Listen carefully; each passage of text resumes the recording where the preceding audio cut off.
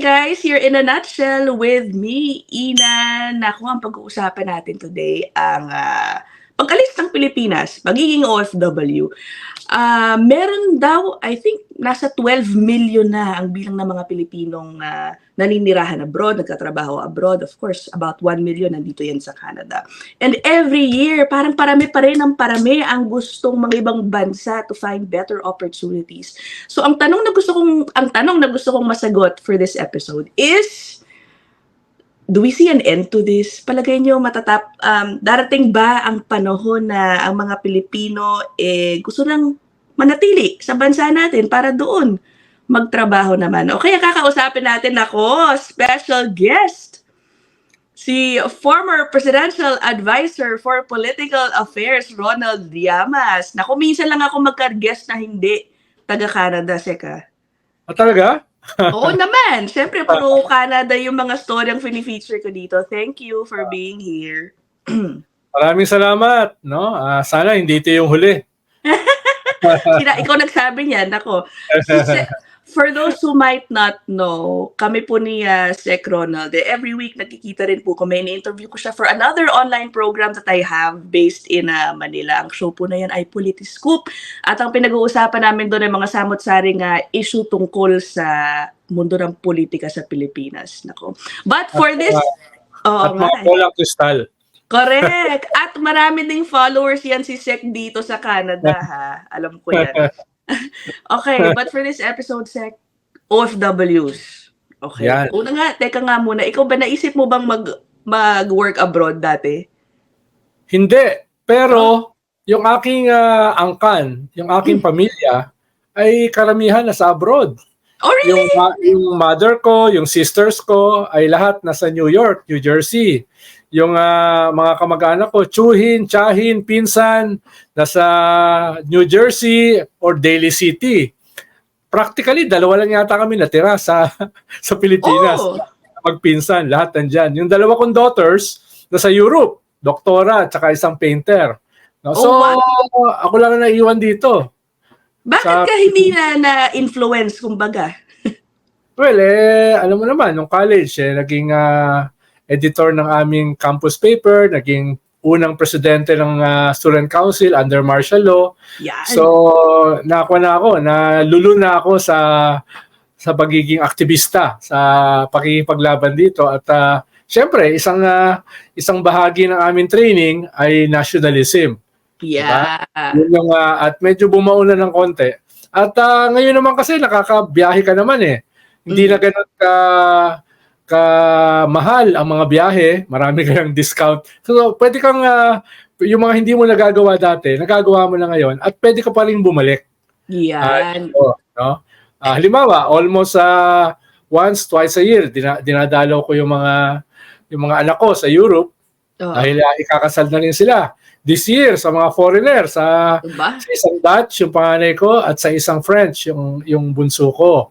Wow! Kaya, tapos next month, nasa US ako, dadalawin ko naman yung mga kapatid ko. Lalo na yung pamangkin ko na graduate sa pagiging doktor. Oh. So, ako naman tayo global soul.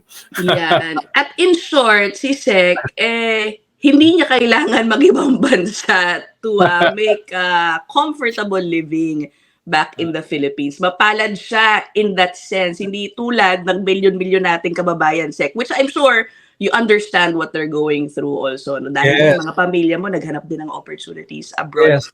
Nung nasa trade unions ako noon, after graduation, nasa trade unions ako, lagi akong bumabiyahe dahil sa yung mga trade unions sa ibang bansa, sa Latin America, sa Middle East, sa Europe, sa North America, lagi sila nag-iimbita.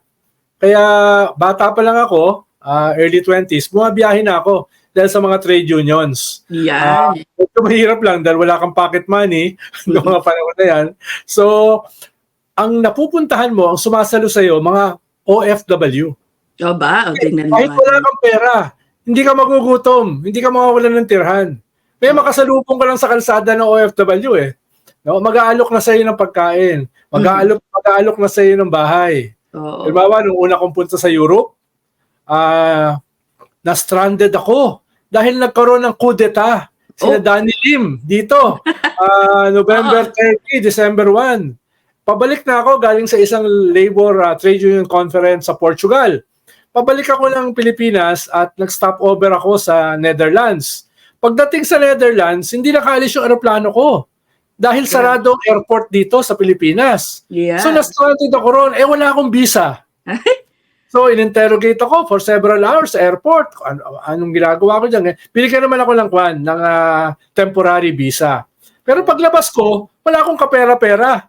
Hindi pa euro ang pera nun Guilders pa sa Netherlands. So, nagtawag ako ng mga kaibigan, ganyan-ganyan.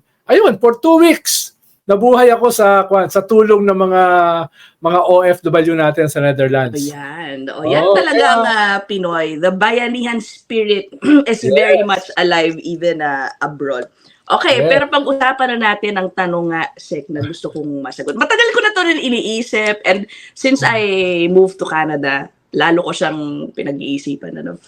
Do you see an end to Filipinos leaving the Philippines? Last year lang alone, just for context, 2023 alone, 2.3 million Filipinos were deployed. Imagine, ang laki nun on top of those who are already abroad. And it seems like, there's growing interest pa rin to seek better opportunities sa ibang bansa. Do you see an end to this anytime soon? Tingin ko hindi siya matatapos. Pwede siyang mabawasan. Because of different factors. No? Okay. Pero nag-increase kasi yan nung 70s at saka 80s na nag-scale up ang globalization. Yeah, okay. Yung mga borders, yung mga boundaries between states, medyo lumuwag. Yung transportation, especially air transportation, ay nagsimulang maging mura. Dati kasi mga mayayaman lang nakakabiyahe. At yung bahagi ng globalization ay nangangailangan sila ng mga foreigners. Nagbukas lalo na yung mga developed countries, no? Nagbukas sila. Kaya diyan nagsimula yung ating pag-increase sa migration. Okay. So, dito sa Asia, especially Japan, tapos sa North America, na yun yung una nating puntahan dahil naging colony tayo ng US, di ba? Tapos sa Europe, dahil gustong-gusto nila mga Pilipino kumpara doon sa ibang nationality na magugulo raw at medyo hindi mga college graduate. No? So, iba-ibang factors yung naging perfect storm para tayo ay maging isa sa mga paborito ng mga migrants at mga OFW. Di ba? Nag-scale up yan. Siyempre, iba't ibang bansa, iba't iba yung mga pangangailangan. Yeah. Halimbawa, nung umunlad ng husto ang Japan noong 1960s at saka 1970s, yumaman yung kanilang populasyon, kasama sa pagyaman na yan, yung kanilang mga kababaihan ay ayaw na nung lumang kultura ng patriarchy. Dati kasi kultura sa Japan, masusunod yung lalaki. No, yung ganyan. Yumaman yung kanilang lipunan, yung mga babae nakapag-aral, nagkaroon ng sariling pera, nagkaroon ng higher education, hindi na sila yung dating mga Haponesa na bahagi ng kultura na dominated ng mga macho na Hapon. Naghahanap na sila, nagbabiyahe na rin sila, at dumami yung mga Haponesa, Japanese women, na ayaw na sa mga Hapon. Oy, ganun ba? Lalo na sa rural areas. So marami mga magsasaka ng mga Japanese either iniwan o hindi makapag-asawa. So naghahanap sila ngayon ng mga makakasama nila. At dyan nagsimula yung migration. Nung panahon na yan, nung panahon ni Marcos, ang tawag, mail order brides. Hanggang ngayon, meron pa yata konting ganyan Oo, later naging Japayuki, no? Medyo dedicating yung salita, di ba? Pero, kaya dumami yung mga magsasaka na nakapag-asawa ng mga Pilipina. Yari sila. Akala nila yung mga Pilipina ay masunurin. No? Hindi nila alam. Later on, nung nakilala nila, ang mabait, di ba? Prim and proper. No? Pagkatapos ng 2 taon, kontrolado na yung kanilang household. Kontrolado na yung kanilang budget. Di ba? So naging Japanese citizen na rin yung maraming mga Pilipina. Sa Amerika kasi, mas marami. Di ba? Mas nauna yung Amerika kaysa sa Canada na dumami yung mga Pilipino. Ayan, ang dami dyan. Mas marami yung mga citizen na kesa sa TNT. Although marami pa rin yung mga TNT. No, Correct. dyan. Ang nadagdagan yung migration sa Europe, sa Asia. Halimbawa, sa China, na tumataas yung ekonomiya nitong nakaraang 3 dekada.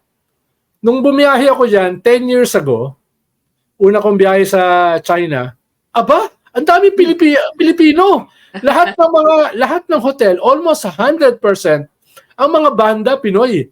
At magagaling mag-Mandarin. Magagaling mag-Mandarin dahil isang katangian kasi ng mga Pinoy, impressionistic tayo. Madali tayo maka-integrate doon sa pupuntahan nating bansa. Madali natin matutunan yung lengguwahe at yung kultura. Kaya gustong-gusto nila tayo. Halimbawa, example ay Israel. Nung bumiyahe ako sa Israel more than 10 years ago, 15 years ago, nagulat ako, ang daming Pinoy. Pinoy, no? Dahil mas gusto nila yung mga Pinoy kaysa sa mga Palestinian na kinakabahan sila. na kinakabahan sila dahil kalaban nila. So lumaki yung Pinoy, umabot yata ng 50,000. Pati mga pinsan ko, nagulat ako, nandun sa Israel. No? Nandun sila lahat. At magaganda yung trabaho, maganda yung mga sahod sa Israel. At doon naman nagsimula yung galit sa atin ng mga Palestino. Na-displace natin sila. No? Pero kitang-kita mo na madali tayo mag-integrate. Alimbawa sa Israel, practically kakaunti lang ang Pinoy, biglang lumobo. Dahil madali tayong kausap, madali tayong mag-integrate, madali tayong malaman yung kultura nila, at marunong tayong mag-English. Okay. Kasi apart from the aspect of globalization, tama, I get the point. I mean, now we're so exposed to the different cultures, different countries. Who wouldn't want to, get a taste of that? Pero yung sa issue ng kahirapan sa Pilipinas na nagtutulak sa mga workers, sa mga Pilipino na wala silang choice, parang wala akong makuhang magandang trabaho dito enough to sustain my family or enough to sustain man lang, have a comfortable, decent, meet my basic needs man lang. Parang hindi nila mahanap sa Pilipinas. Yun yung gusto kong doon tayo mag-focus, Sek. Yes. Kumbaga, may dahilan ba ngayon ng mga Pilipino not to consider staying and finding a way to live in the Philippines? Nasisisi mo ba hanggang ngayon yung iba na gusto pa rin umalis? Yes, yan yung pinakamalaking factor, yung sinabi mo, yung kahirapan, yung standard of living. At in a way, pati yung kultura. Halimbawa, yung nasa-college ako, pag nag-census ka, nag-survey ka sa iyong klase, ano yung pangarap mo? Easily 80% ng pangarap makapag-abroad. Oo, grabe, no? Specifically sa Amerika. Yun yung kanilang measurement ng success. Di ba? Dahil yung social mobility sa ating bansa ay hanggang dito ka lang eh. Kakaunti lang yung aabot sa taas eh. So, at most, magiging middle class ka, empleyado ka, at marami ay mananatiling nandun sa lower middle class. Yung mga empleyado, hindi siya unemployed, hindi siya underemployed, pero halos break-even lang yung sahod. So yun yung isa. At ikalawa, yung serbisyo sa bansa. Halimbawa, pumunta ka sa Sweden. Pag ang babae buntis, first month nung sanggol, may sahod yung sanggol. Dito din, Sek. Katulad yan. Dahil sa mga bansang katulad ng sa inyo kasi parang welfare state kayo sa Canada ang tawag. Ganun sa Europe, especially sa Scandinavian countries like Sweden. Sa kanila, ang pinakamahalagang bahagi ng populasyon, bata. Alagang-alaga yan. Wala kang makikita ni isang nanlilimo sa kalsada sa Sweden, sa Norway, sa Iceland, sa Finland, sa Denmark. Dahil alagang-alaga yan. At pag sila ay lumabas na sa tiyan ng nanay, habang sila ay walang trabaho, may allowance sila. Wow, di ba? Habang walang trabaho yung bata, may allowance. Tapos ang ganda ng public education. Ang ganda ng health services. So, yun yung isa, yun yung ikalawa. Una, yung level mo ng kaunlaran, very limited. Correct. Ikalawa, yung serbisyo sa ating bansa ay Hindi ganun Layo. ang layo. Kaya yung iba gustong pumunta. Halimbawa, nung mga conferences namin sa Europe, dati, mga trade union. Halimbawa, may kasama kami na aksidente. Nahulog sa hagdan, no, natapilok. Aba, dadalhin sa ospital, libre lahat. Oo. Dayuhan. Hindi siya citizen. Alaga eh. Sa atin, tiga rito, pababayaan ka mamatay sa labas ng ospital kung wala kang pambayad eh. Oo, yung image. Kahit may universal healthcare, i-reject ka. Oo. Ito nga, nakipag-away ako ng 1 buwan.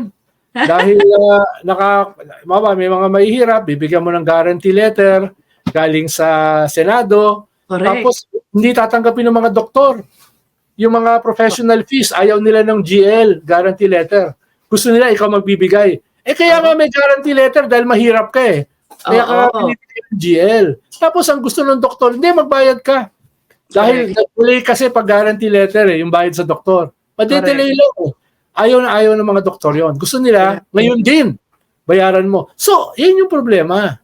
No? Correct. Ay, nako, Sek, sinabi mo pa. Based sa interviews ko din na, Sek, no, dito for the channel. But you'll also be surprised na coming from the Philippines, alam natin yung mga problemang tinutukoy mo halimbawa sa healthcare, di ba, na kung wala kang pera, hindi ka i-admit. Kung wala kang pambayad, hindi ka i-discharge. Kung hindi, di ba, akalain mo yun, magaling ka na, hindi ka pa palalabasin ng ospital. Yan yung mga problema sa Pilipinas.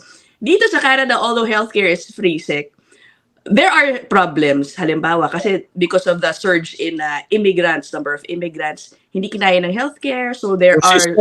hindi kinaya ng system. There are now delays in servicing yung mga patients, especially for those na hindi urgent. Nako, minsan buwan, Sek, ang hinihintay. Siyempre, yung mga kababayan natin, nagre-reklamo din. Hindi mo naman masisi sa mga yan. Pero ako pag iniisip ko, Diyos ko po, okay na sa akin to kumpara doon sa sitwasyon sa Pilipinas na ikamamatay ko ang gastos. Diba? Anyway, isa pa sa mga dahilan, Sek, na nababanggit sa akin ng aking mga nakakausap, they're so frustrated with the corruption in government. Yun. Correct. Yan ang, sige nga, palagay mo, Sek, is that one of the reasons, halimbawa sa family mo, meron bang frustrated sa sistema ng gobyerno? Alam ko, ikaw, frustrated ka rin sa mga nangyayari sa gobyerno natin. Halimbawa, yung mother ko, government worker siya all her life. No? Later sa siya, nung siya ay mga 50s na, no, late na, nag-abroad na siya. Dahil nakikita niya yung corruption dun sa kanyang government department na pinagtatrabahuhan niya. At kung ikaw ay hindi magiging corrupt, hindi ka uunlad. Hindi naman corrupt yung nanay ko at tatay ko. So yung nanay ko, nag-migrate na lang sa US, pinetition niya nung kanyang kapatid, doon na lang siya tumira until 70 siya. Nung lumampas siya ng 80, sabi ko, Mami, balikan na rito. Ang hirap tumanda sa Amerika. Dahil lalo na kung wala kang sariling kotse, kung wala kang yaya, kung wala kang nurse, ang hirap eh. Diyan. Kaya sabi ko, balikan na lang. Kinumpis ko yung passport niya. No? At kinuman ko na siya rito. Kinidnap ko na inanay ko. Ayaw na niya umalis. Yung anak ko, doktora. Nagtrabaho siya dyan sa cancer ward sa mga bata sa UST. Nagtrabaho siya diyan sa Pabelia, nagpapaanak siya ng 50 na mga babae everyday sa dami. At karamihan sa kanyang pinapanganak mga bata 12, 13, 14 years old. No, dahil nga nung panahon na yan wala pa tayong reproductive health bill eh. Di ba? Kaya tapos dahil mahihirap, maraming mga nangyayaring ganyang klaseng problema within the family, no? At una, na-frustrate siya, sabi niya, Papa, magko-collapse ako rito sa UST, dito sa cancer ward ng mga bata. Sabi ko, bakit?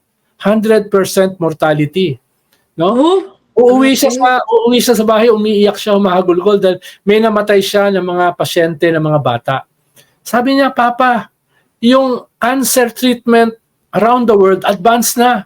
Tayo, lumang-luma pa rin. No? Lumang-luma pa rin yung ating cancer treatment. No? So, talagang sabi niya, Papa, magtatrabaho na ako sa labas. No?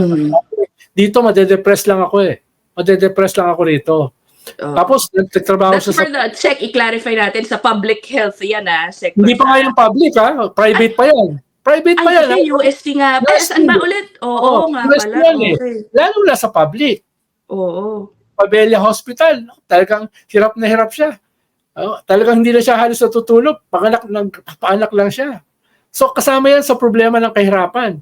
Kasama yan sa problema ng government services. Kaya ngayon, nandun siya sa Netherlands, nandun siya sa isang medical university, nagtuturo siya.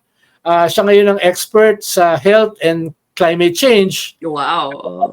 Pabiyahe siya, nagbibigay siya ng mga lecture. Tumantawa siya. Tumantawa siya dahil na-discover niya yung kanyang galing at saan siya nabibigyan ng pagkakataon para mag-thrive. No?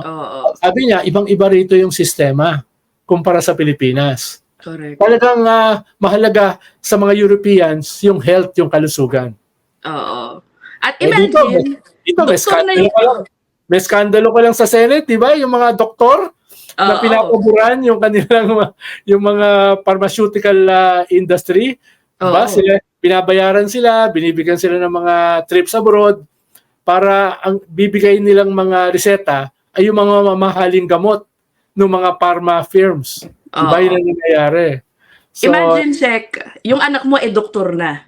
Diba? Yung iba kasi tumatas ang kilay.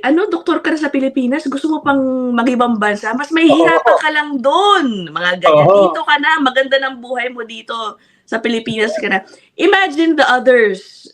Sek, diba? Doktor na yung anak mo and yet gusto niyang mga ibang bansa.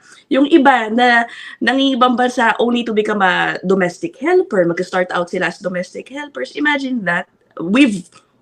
The poverty is so bad na ganun ang kinukuhang trabaho po ng mga kababayan natin abroad. Diba, Sek? Yes. Pero at the same time, may nakikita ka rin mga bright spots. Yeah. Na halimbawa, nitong mga nakaraang 2 decades, nagtitrain ako ng mga PhilAm. Mga 3rd, 4th generation na mga PhilAm na mga bata na gustong bumalik dito, gustong ma-rediscover yung kanilang roots. Nag-i-integrate sa mga magsasaka, mangingisda, pupunta sila dyan. Tapos binibigyan namin ng seminar for 2 weeks. Isa ako sa mga nagle-lecture sa kanila. At yung iba, hindi na bumabalik sa Amerika. Dito na nag-i-stay. Nagiging NGO na, nagiging rito. Ibig sabihin, meron din gano'n na hindi sila natuto ng pagiging Pilipino, pero at a certain point, hinahanap nila. At bumabalik sila rito at nire-rediscover nila yung kanilang pagiging Pinoy. So meron din minsan na reverse migration. Bagamat kakaunti, nangyayari yan. Halimbawa, pinag-uusapan natin kanina, nung hirap na hirap ang Vietnam, ang tindi rin ng kanilang migration. Pero ngayon na umuunlad sila, nagkakaroon na ng reverse migration. Bumabalik na yung mga Vietnamese, lalo na yung mga matatanda, doon sa kanilang roots. Bumabalik po sila. Dahil umuunlad Tingin ko, mangyayari din yan sa Pilipinas kung uunlad tayo. Okay lang kaya yun.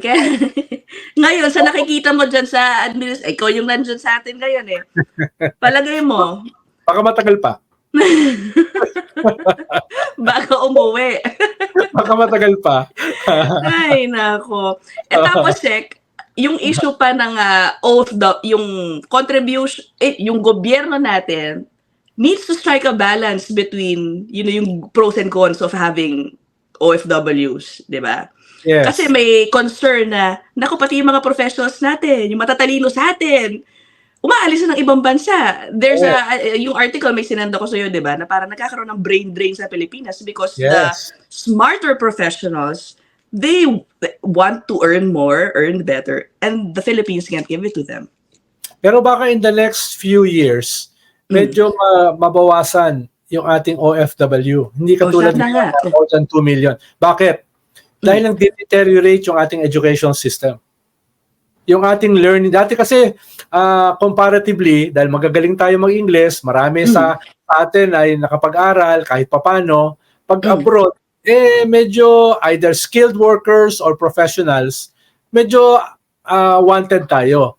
Oo. Pero ngayon, ay bumababa yung ating standard of education. Tayo ngayon, isa sa pinakamataas ang learning poverty sa buong mundo. Oo, grabe, no? So, unlike halimbawa sa Vietnam, sila ngayon ay isa sa pinakamababa ang learning poverty. Ibig sabihin, nag-i-improve yung kanilang education Oo. system at nag-i-improve yung kanilang economy kasabay niyan. Sa atin, duda ako kung mag-i-improve ang economy dahil yung ating education system pababa. Oh, At no!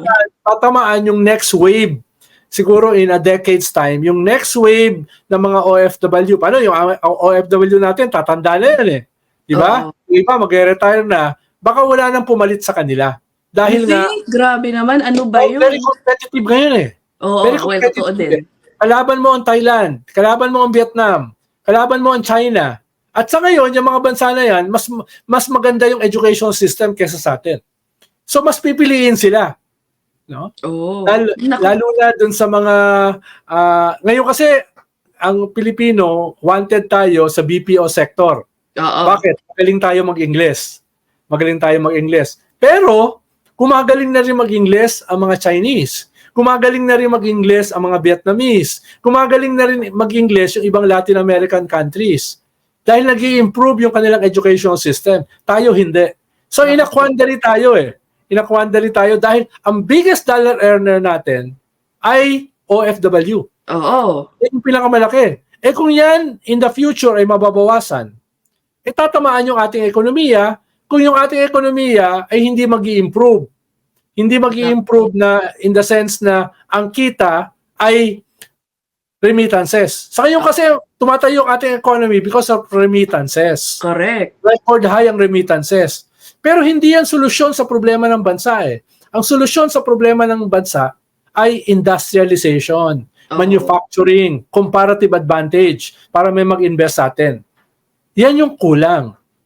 Kaya, do you see that sector improving? Kasi eto, halimbawa, yung current administration natin, pinagmamalaki na hindi. Jobs are coming dahil sa kaka-travel ng ating presidente. Ang dami daw nangako ng mga foreign direct investments. So, I assume, kasama dyan, kapag matuloy, magkakaroon ng magagandang trabaho. Dapat. Do you see it? Reality ba yan? ang sabi ng gobyerno, $100 billion yung na-raise daw as MOU, Memorandum of Understanding ng presidente sa mga biyahe niya. Pero gaano karami dyan sa 100 billion ang pumasok as investment, as employment generation, as revenues? Konting-konti. Bakit? Lumabas pa nga 30% na foreign direct investment last year. 30% lumabas pa. Hindi pumapasok, lumalabas pa. Bakit? Yung pinag-uusapan natin kanina na comparative advantage, corruption, infrastructure, education, no? Energy. Tayo ang pinakamahalang kuryente sa buong rehiyon. Mas mahal pa tayo sa Japan. Bakit sila magtatayo ng pabrika dito? Bakit sila magtatayo ng manufacturing? Ang mahal ng kuryente. Pupunta sila sa Vietnam na mas mura ang kuryente at may surplus. Pupunta sila sa Thailand. Pupunta sila sa Indonesia, no? Na stable ang supply ng electricity. Tayo nag-yellow at saka red alert. Ang ating mga power plants, di ba? Konti na nga, unstable na, mahal pa. Correct. At hindi pa yan. Dadagdag pa yung mga padulas nila sa government officials kung kailangan nila magtayo ng negosyo. Ang dami yung upang susuhulan. Ang dami pang bubukol sa'yo. Diba? Puro bukol yung mga foreign investor. So, ba't sila pupunta rito? Yun yung magiging problema natin. Tumataas yung ating ekonomiya, yung 6% na yan, dahil tumataas yung buong rehiyon. Yung buong region tumataas eh. Pero doon sa pagtaas ng rehiyon, tayo ay bumababa. Nalampasan na tayo ng Vietnam. Possibly, malalampasan tayo ng Cambodia in the next 3 years. Kung hindi magbabago yung ating economic development. So, yan yung magiging problema. So, yung biggest dollar earner, yung remittances, in the next decade or so, mababawasan yan. Dahil wala nang papalit sa ating mga tumatandang OFW. Dahil yung ating education system cannot produce skilled, talented, intelligent migrant workers, OFW workers. Unlike in the past. Yeah. At ikalawa, hindi naman dumadami yung ating manufacturing industry dito. Correct. Tapos yung ating employment ay dahil sa BPO sector. Yung sector na yan, papalitan niya ng artificial intelligence in the next 5 years. So yung nag-iisa nating growth corridor, ibig sabihin nag-iisa natin nagpo-provide ng employment, mawawala pa in the next 5 years dahil sa AI. Oo. 'Di ba? Ano ba yan? Parang nakakatakot naman tong sitwasyon na fino-foresee mo, Sek, ano? Kaya Oh my kailangan gosh. natin kailangan ma-shake tayo sa ating sa ating indifference. Dapat ma-shake tayo sa ating sitwasyon. Oo. Kailangan baka ma-realize natin na kinakailangan talaga natin baguhin yung ating sistema, yung ating mga leader, kung tayo ay magsusurvive at makakahabol.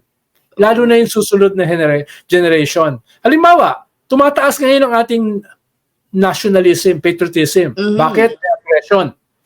Pero hindi sapat yan kung yung substance ng ating gobyerno, yung substance ng ating bansa, hindi rin nagbabago. Maganda na tumataas yung ating appreciation sa ating pagiging Pilipino. Pilipino ka nga. Wala ka naman makain. Ang mahal ng presyo ng gamot, ng hospital. No? Tapos yung educational system natin pabagsak. Yung corruption, hindi nababawasan. So, anong ibig sabihin ng iyong pagiging Pilipino? Diba? Yun yung magiging problema. Kaya dapat sabayan Yung ating pagiging Pilipino ay kailangan madala natin sa pagiging maayos na Pilipino. Mabuting Pilipino at mabuting liderato at mabuting gobyerno. Dapat dikit-dikit yan. Sana dyan yung maging direksyon ng ating pagiging. Sana nga talaga. Sabi ko sa iyo, Sek, ang bilis lang ng kalahating oras. I'm sure mabibitin yung ating viewers. So, if you want to see more of Sec Ronald, mag-comment kayo sa baba. Ako din, nabitin ako. But clearly, based on what Sec just said, yeah, parang hindi matatapos itong pag-aalis ng mga workers natin. Dahil nga, anong papakain nila sa mga pamilya nila, and the system back home seems to be worsening at this point. Ay, nako, Sek. Yes. Marami pa tayong pag-uusapan kung hindi ka mahihiyang imbitahan uli ako. Yan, grabe naman ako pang nahiya. Grabe kasi si Sek, alam niyo, sa mga viewers natin, grabe lahat na yata ng mga social media commentaries, yung mga political shows, kinukuha si Sek, kaya sobrang thankful ako at pumayag pa rin siya dito to be with us. Daming dapat pag-usapan Tsaka okay na ako sa mug tsaka t-shirt. Naku po, wala pa akong merch. Wala pa. Hindi ikaw pinaparinggan ko, yung mga mogul. At mogul to be. So we'll end that episode here. Seka, sige, we'll have you in future episodes, ha? Tignan natin. Yeah, every Monday kung may time ka. Every Monday, 10 a.m. Meron ako sa North America. Oh, okay. Abot sa Canada. Si Ago Pedalizo. Bukas meron ako sa North America, kami ni Justice Carpio. Oy, grabe. Tsaka si Rafaela David, kaming tatlo. Wow! Di ba? Tungkol yan. Ako naman yan, sa US naman yan. No? Grabe, tungkol dito. Okay, abangan nyo rin po yan. He's all over social media. I-type nyo lang Ronald Llamas lahat ng kanyang mga programa. Sabay bato. Okay, sige, we'll end that episode here. Thanks so much, sir. And sunod, habaan natin. I'm sure maraming nabitin dito. Okay, I'll see you guys in the next episode. Happy weekend!